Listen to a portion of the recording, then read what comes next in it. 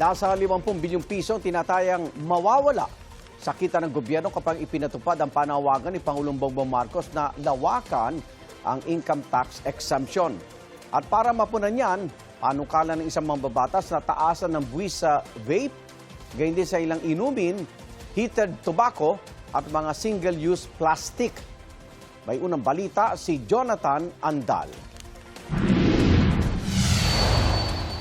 Sa ikalimang State of the Nation address ni Pangulong Bongbong Marcos, isa sa mga hiniling niya sa Kongreso ang pagpasa ng batas na magpapalawak sa exemption sa income tax. Isasama na natin ang mga kumikita ng hindi lalagpas sa 350,000 pesos kada taon.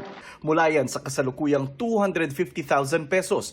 Pero nakukulangan dito ang Makabayan Block. Sana raw ay tinaas na lang ito sa 500,000 pesos o yung mga nasa mahigit 41,000 pesos ang buwan ng sweldo. Kailangan ito dahil nga itong hinaing ng lower and middle income earners na kapag krisis may ayuda para sa mga mahirap, pero yung mga mababa ang kita, lalong bumababa because of inflation pero wala namang relief na nakukuha mula sa gobyerno. Para naman kay Kabataan Party List Representative Rene Co, dapat ang mga bilyonaryo at malalaking korporasyon ang taasan ng buwis. Dapat din daw tanggalin ang excise tax at VAT sa mga pangunahing bilihin. Kasama dyan yung fuel, yung pagkain, yung iba't ibang bahagi nito, etc. Yun po ang nagpapahirap sa mamamayang Pilipino. Para naman sa Trade Union Congress of the Philippines o TUCP, dapat exempted na sa tax sa mga kumikita ng hindi higit sa 50,000 piso kada buwan o 600,000 piso kada taon.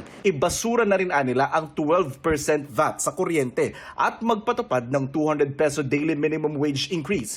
Pero ang pagbabawas ng buwis may kakibat na nababawas sa revenue o kita ng gobyerno na ginagamit sa iba't ibang proyekto. Saan kukunin ng gobyerno ang pantapat?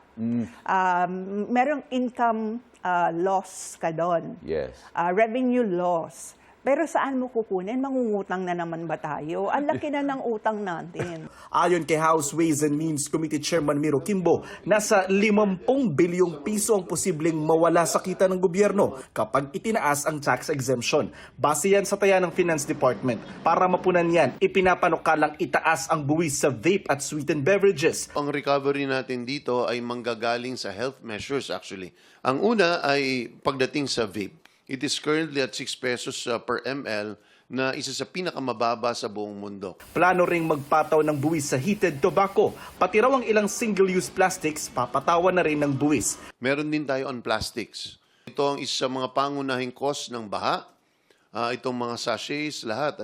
Dati ang panukala ay ang mga sandubag lamang na nasa palengke ang ating bubuwisan. Pero nakita po natin na hindi lang ito ang nagiging cost ng baha. Kailangan po din po natin ito mapatawan ng karampatang buwis. Target ng House Committee on Ways and Means na sa Agosto, maipasa na sa Kamara ang mga reforma sa buwis. Bukod sa 350,000 personal income tax exemption, kabilang din sa reforma ang pagtataas ng 13th month pay tax exemption mula sa 90,000 pesos ngayon, plano na rin itong gawing 120,000 pesos. Kung total bonuses, wala po kayong babayarang buwis dyan.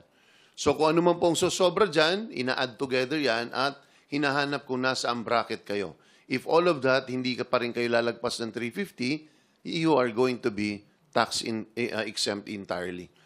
Para sa unang balita, Jonathan Andal, GMA News.